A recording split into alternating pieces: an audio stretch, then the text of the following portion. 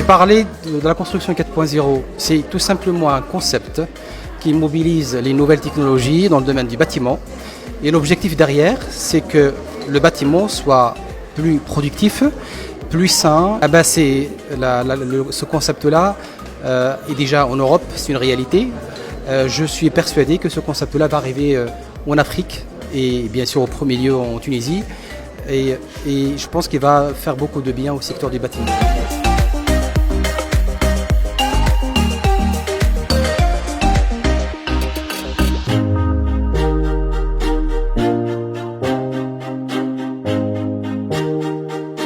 On a été consulté par Mediabat pour participer à l'événement. C'était une première pour nous, donc c'est la première fois que Tanet participe à l'événement. L'idée est d'essayer de présenter l'impact des nouvelles technologies, principalement l'IoT, sur le bâtiment. Donc c'était l'occasion pour qu'on puisse faire un état des lieux déjà côté évolution au niveau des procédés de construction, d'une part. Et après, donc, on a essayé de présenter l'impact de l'IoT dans la vie de chacun des personnes qui vont habiter ces logements.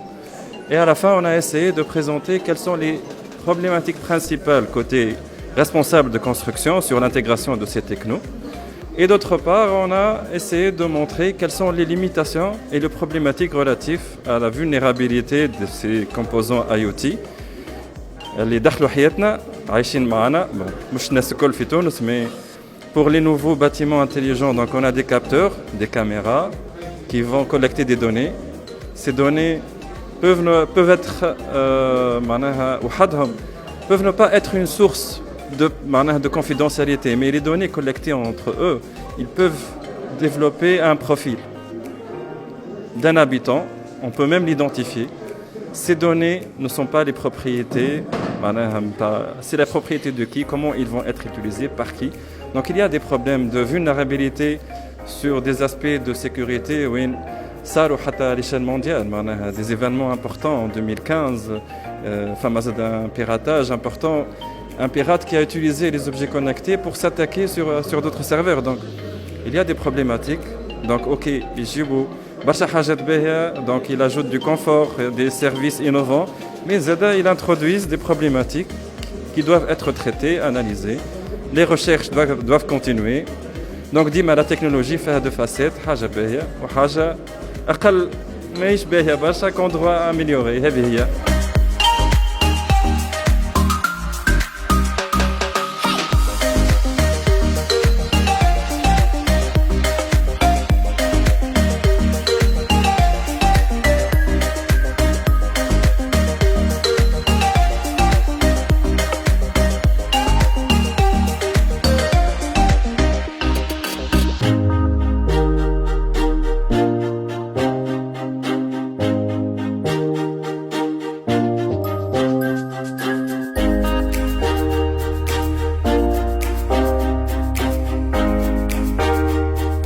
الفورام نتاع صفاقس اللي يحكي على البني والكونستركسيون بصفه عامه من بعد الكوفيد تطرقت له من ناحيه اني استشفائي وكمان عندي تدخلات في كل ما هو محيط، وبالتالي حكيت كمواطن كيفاش يتخيل المواطن البني نتاعو كيفاش باش يسكن بعد ما صارت الكوفيد.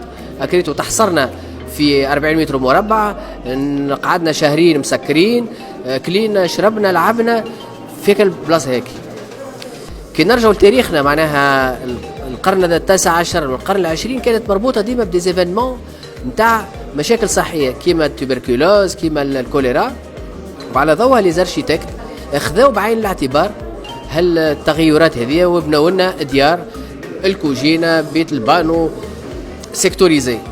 هذا ما عادش يستقيم. اكريتو لزمنا في الكوفيد بلاصه قعدنا فيها نلعبوا ونقراوا ونخدموا.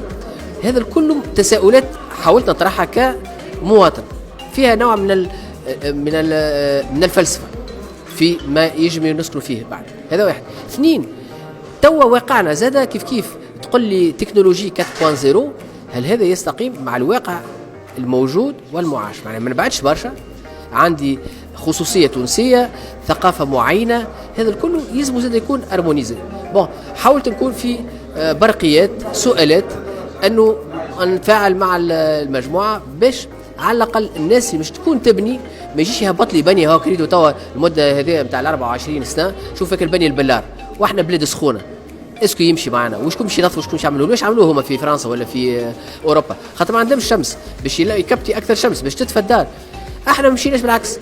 معناها كان نرجع للحوش الصفاقسي ولا نقولوا البرج الصفاقسي كيفاش كان يتبنى، تو تلقى عندك مزايا وتربح في الطاقه وتربح في الكاليتي نتاع السيمان وسي دو سويت.